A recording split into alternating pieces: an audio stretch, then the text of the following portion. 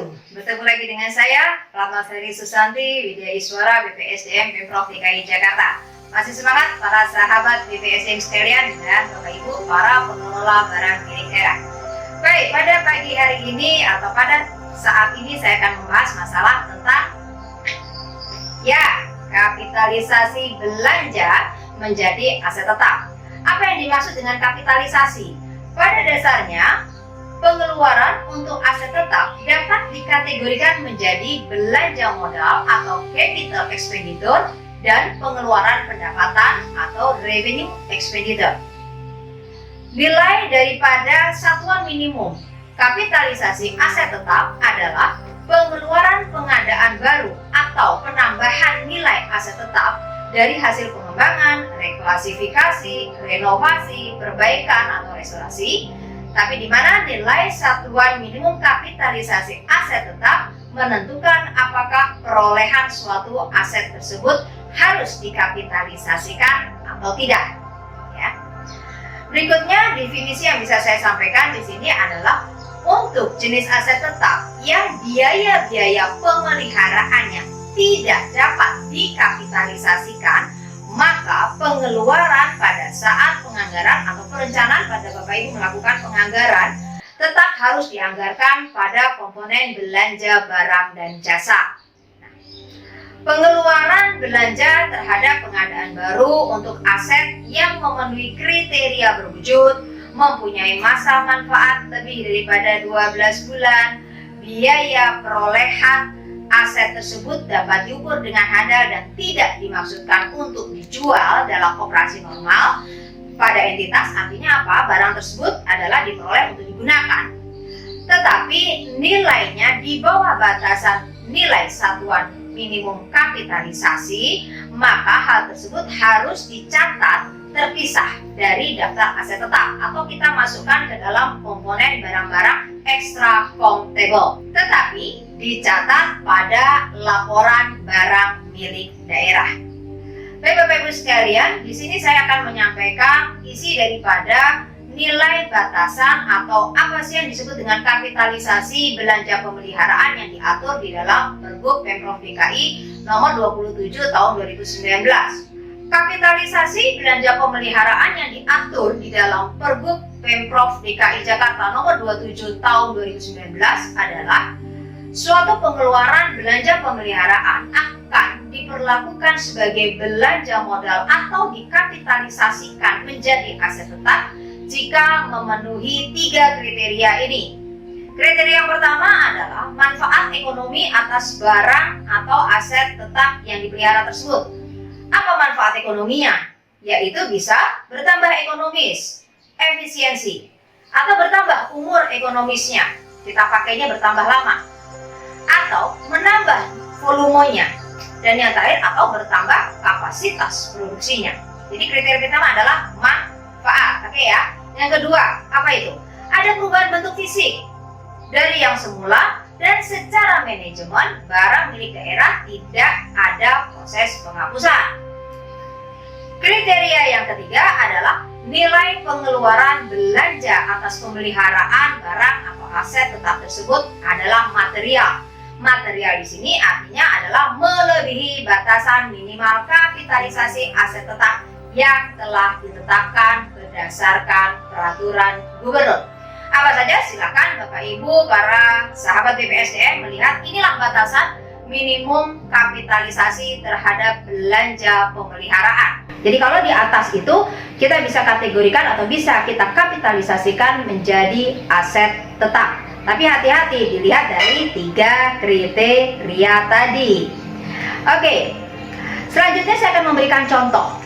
Contohnya misalnya saja, Dinas Bina Marga Pemerintah Provinsi DKI Jakarta melakukan peningkatan jalan dengan total biaya sebesar 10 miliar rupiah.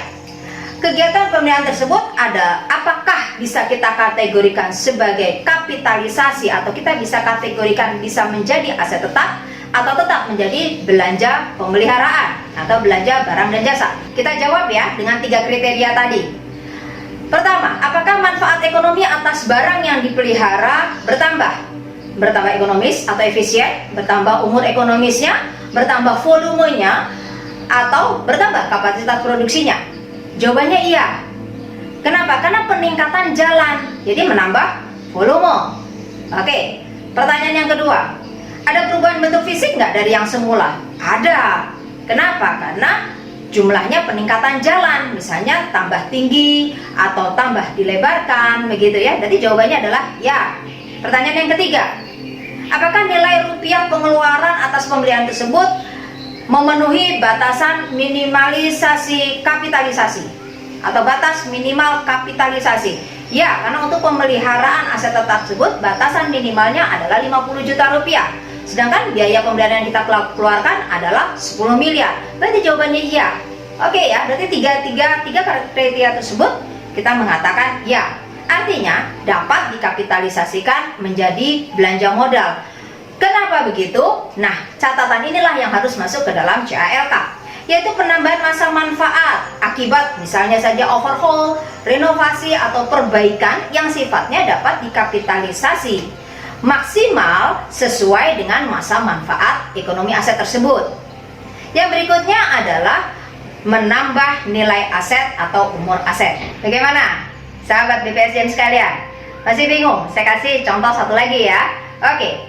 Dinas Pendidikan Pemerintah Provinsi DKI Jakarta melakukan kegiatan pemeliharaan atau rehab atas gedung ya, rehab atas gedung kantor dengan melakukan penggantian atas seluruh lantai ruang kerja yang semula lantai itu kita pakai ubin menjadi lantai marmer, dan tidak ada proses penghapusan aset dengan total biaya penggantian lantai tersebut senilai 350 juta rupiah.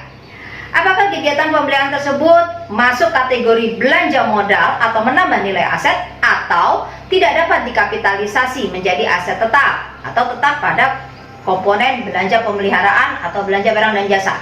Kita jawab dengan 3 kriteria ya. Apakah manfaat ekonomi atas barang yang dipelihara tersebut bertambah secara ekonomis, efisien, bertambah umurnya, atau bertambah volumenya, bertambah kapasitas produksinya? Jawabannya adalah tidak. Kenapa tidak? Volume tidak bertambah, saya hanya mengganti ubin, saya hanya mengganti lantai dari ubin menjadi marmer, begitu. Jadi luasannya tidak berubah. Oke. Kriteria kedua, apakah ada perubahan bentuk fisik semula? Tidak ada perubahan bentuk, yang diganti kenapa? Hanya lantainya saja ya. Yang ketiga adalah nilai rupiahnya memenuhi nggak standar minimal kapitalisasi. Standar di sini kita tetapkan untuk penggantian lantai di sini ada 15 juta rupiah. Biaya yang kita keluarkan 350 juta rupiah. Berarti melebihi. Jawabannya iya. Dari 3 kriteria, 2 mengatakan tidak, 1 mengatakan iya. Berarti tidak bisa kita akui sebagai kapitalisasi aset tetap atau sebagai belanja modal, sehingga tetap menjadi belanja pemeliharaan. Oke ya Bapak Ibu sekalian, para sahabat BPSDM, para pengelola barang milik daerah, demikian informasi yang bisa saya sampaikan. Hati-hati dalam hal pengukuran. Kalau kita bahas dari chapter pertama tentang aset ya, bagaimana persediaan aset tetap, konstruksi dalam pekerjaan, dan sekarang adalah masalah biaya pemeliharaan atas aset-aset tersebut. Tidak semua bisa dikategorikan sebagai kapitalisasi atau menambah nilai aset tetap. Ada, walaupun nilai rupiahnya tinggi di atas batasan minimal kapitalisasi, tapi tetap kita akui sebagai belanja barang dan jasa.